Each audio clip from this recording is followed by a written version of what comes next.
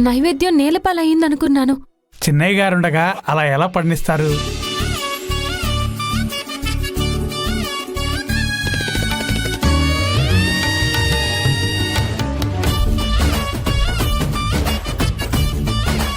అర్చన, నీకేమైనా బుద్ధుందా? తను బోనం తీసుకొస్తుంటే కాలడ్డం పెడతావా? చూసుకోలేదు అంకుల్. అందరూ చూస్తుండగానే ఇలా ప్రవర్తిస్తున్నావు. నీ బుద్ధి ఎలాంటిదో చూసుకో.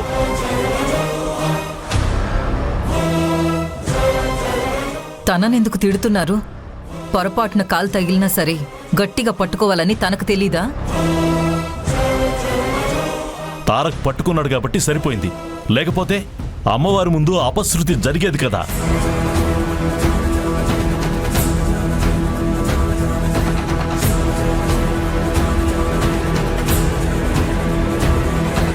ఏం చేసినా ఇది కరెక్ట్గా చేయదు, అందుకే అప్పుడప్పుడు వస్తూ పోతూ ఉంటుంది. నువ్వు సైలెంట్గా ఉండు కాంచనా. తేడా కనుక వచ్చిందనుకో, ఆ నైవేద్యం మన నెత్తిని పోసేలా ఉన్నాడు. మిమ్మల్ని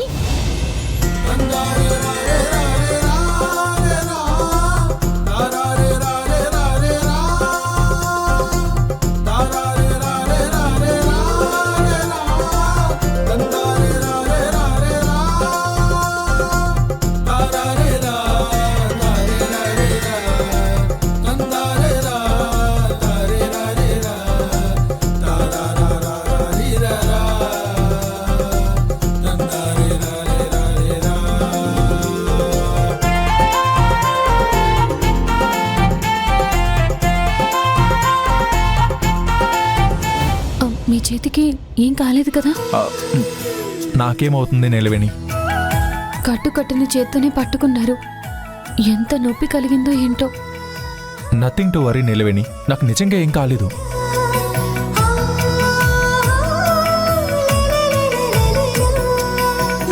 అమ్మవారి ముందు అపశృతి జరగకుండా కాపాడగలిగారు సార్. సర్లే, జరిగిందంతా మన మంచికే అనుకుందాంలే. ముందు పూజ కానివ్వండి. అర్చన, ఆ కొబ్బరికాయ కొట్టి మంగళహారతివ్వు. అలా చేయించడం మంచిది కాదేమో అమ్మగారు.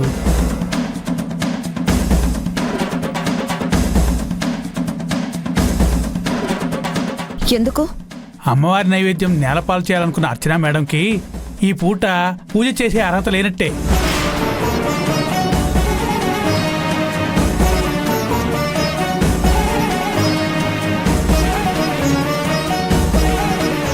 ఎందుకు లేదు?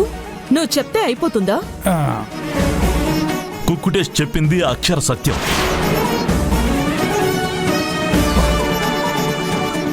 నువ్వు చేసిన పనికి ఆడపిల్లవని అనకూడదని ఆగిపోయాను, కానీ అమ్మవారికి ఖచ్చితంగా కోపం వచ్చి ఉంటుంది. ఆ తల్లి శాంతపడాలంటే నీకు శిక్ష పడాలి.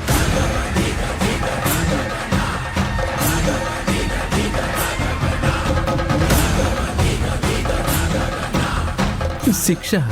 ఏం పనిష్మెంట్ ఇస్తారు నాన్న? అది నీలవేణి చెప్పాలి. శిక్షించడానికి నేనెవర్ని సార్? కాకుంటే నైవేద్యాన్ని నేలపాలు చేయాలనుకున్న అర్చనమ్మ గారు అమ్మవారి ముందు లెంపలేసుకుని ఆ విగ్రహాన్ని తల మీద పెట్టుకుని 5 గుంజీళ్లు తీసి విగ్రహం చుట్టూ మోకాళ్లతో 108 ప్రదక్షిణాలు చేయాలి.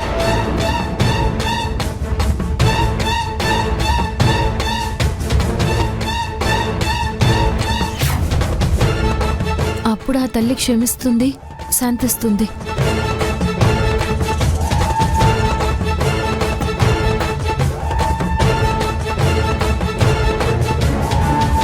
ఆంటీ ఎంత ఈజీగా చెప్తుందో చూసారా?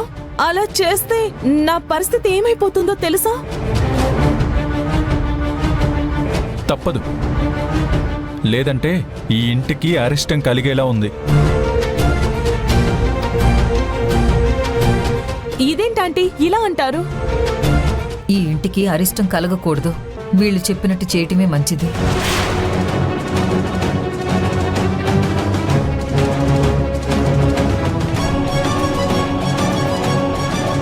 అది ఇప్పుడు కాదంబరి కరెక్ట్గా చెప్పింది. ఏది ఏమైనా నీలో ఉన్న ధర్మం పాపభీతి ఎప్పటికీ వీడిపోవు Kadambari. I'm proud of you.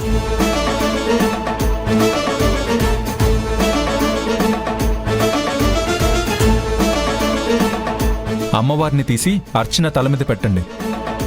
ఒక్క నిమిషం సార్. ముందు హారతి ఇచ్చి కొబ్బరికాయ కొట్టిన తర్వాత ఆ పని చేద్దాం. నిజమేనమ్మా, అప్పుడు పూజ కూడా పూర్తవుతుంది.